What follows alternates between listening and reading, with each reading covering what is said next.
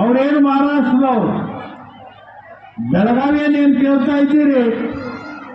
ಇದನ್ನೇ ನಿಮ್ಮ ಮಂಡ ಆಟವನ್ನ ಮುಂದುವರಿಸಿದ್ದಾದ್ರೆ, ಇದನ್ನೇ ನೀವು ಮುಂದುವರಿಸಿದ್ದಾದ್ರೆ ನಿಮಗೆ ನಮಗೂ ಕೂಡ ನಮ್ಮ ಭಾಗದಿಂದ ಆಯ್ಕೆ ಆಗಿ ಹೋಗಿರ್ತಕ್ಕಂಥ ಮುಂಬೈ ಅಧಿವೇಶನದೊಳಗೆ ಭಾಗವಹಿಸಿರ್ತಕ್ಕಂಥ ನೀವು ನೆನಪಿಟ್ಕೋಬೇಕು. ನೀವೇನಾದ್ರೂ ಈ ಮೊಂಡತನವನ್ನು ಮುಂದುವರಿಸಿದ್ರೆ ಮುಂಬೈಯನ್ನ ಕರ್ನಾಟಕಕ್ಕೆ ಸೇರಿಸ್ರಿ ಅನ್ನುವಂಥ ಒಂದು ಸಂದರ್ಭ ಬರ್ಬೋದು.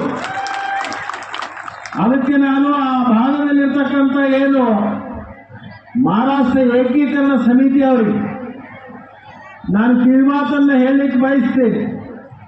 ತಿನ್ನೋದು ಕರ್ನಾಟಕ, ಕುಡಿಯೋದು ಕರ್ನಾಟಕ ನೀರು, ಇರೋದು ಕರ್ನಾಟಕದ ಸವಲತ್ತುಗಳು, ಇಲ್ಲೆಲ್ಲವನ್ನು ಪಡ್ಕೊಂಡು ಬೆಳಗಾವಿಯನ್ನ ಮಹಾರಾಷ್ಟ್ರಕ್ಕೆ ಸೇರಿಸಬೇಕು ಅಂತಕ್ಕಂಥ ನೀವೇನು ಬಾಡಿಗೆ ಹೋರಾಟಗಾರ ಇದ್ದೀರಿ, ನೀವು ಇನ್ಮೇಲೆ ಬಾಲ ಮುಚ್ಚಿಕೊಂಡು ಸುಮ್ಕೊಂಡಿರುವಂಥ ಕೆಲಸ ಮಾಡಬೇಕು ಅಂತಕ್ಕಂಥ ಮಾತನ್ನು ಈ ಸಂದರ್ಭದಲ್ಲಿ ನಾನು ಹೇಳಲಿಕ್ಕೆ ಬಯಸ್ತೀನಿ. ಅದರ ಜೊತೆಗೆ ಮಹಾರಾಷ್ಟ್ರದವರು ಅನೇಕ ಬಾರಿ ಬೆಳಗಾವಿ ನಮಗೆ ಬೇಕು ಅಂತ ಕೇಳ್ತಿದ್ರು. ಅವರಿಗೆ ಈಗಾಗಲೇ ಸೂಕ್ತವಾಗಿರ್ತಕ್ಕಂಥ ಉತ್ತರವನ್ನು ನಾವು ಕೊಟ್ಟಿದ್ದೀವಿ. ಬೆಳಗಾವಿ ಕರ್ನಾಟಕದ ಅವಿಭಾಜ್ಯ ಅಂಗ, ಅದನ್ನು ಕೇಳತಕ್ಕಂಥ ಹಕ್ಕು ಇಲ್ಲ, ಅದನ್ನು ಬೇಡತಕ್ಕಂಥ ನಿಮ್ಮದು ಧರ್ಮನೂ ಅಲ್ಲ.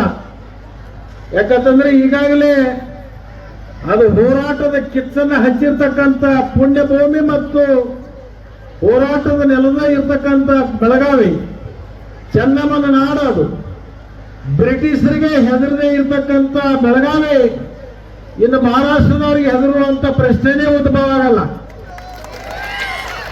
ಆದ ಕಾರಣ ಅವರೇನು ಮಹಾರಾಷ್ಟ್ರದವರು ಬೆಳಗಾವಿಯನ್ನು ಏನು ಕೇಳ್ತಾ ಇದ್ದೀರಿ, ಇದನ್ನೇ ನಿಮ್ಮ ಮಂಡ ಆಟವನ್ನ ಮುಂದುವರಿಸಿದ್ದಾದ್ರೆ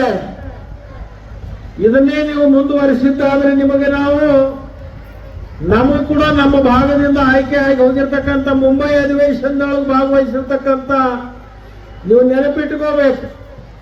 ನೀವೇನಾದ್ರೂ ಈ ಮಂಡತನವನ್ನು ಮುಂದುವರಿಸಿದ್ರೆ ಮುಂಬೈಯನ್ನ ಕರ್ನಾಟಕಕ್ಕೆ ಸೇರಿಸ್ರಿ ಅನ್ನುವಂಥ ಒಂದು ಸಂದರ್ಭ ಬರ್ಬೋದು. ಅದಕ್ಕೆ ನಾನು ಆ ಭಾಗದಲ್ಲಿರ್ತಕ್ಕಂಥ ಏನು ಮಹಾರಾಷ್ಟ್ರ ಏಕೀಕರಣ ಸಮಿತಿ ಅವರಿಗೆ ನಾನು ಕಿವಿಮಾತನ್ನು ಹೇಳಲಿಕ್ಕೆ ಬಯಸ್ತೇನೆ.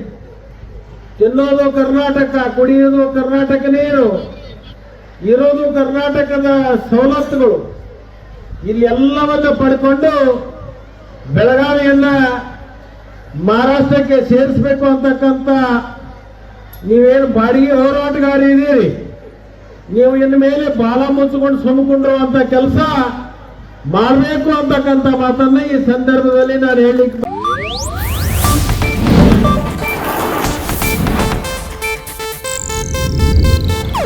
ಇದು ಏಷ್ಯಾನೆಟ್ ನ್ಯೂಸ್ ನೆಟ್ವರ್ಕ್ ಪ್ರಸ್ತುತಿ.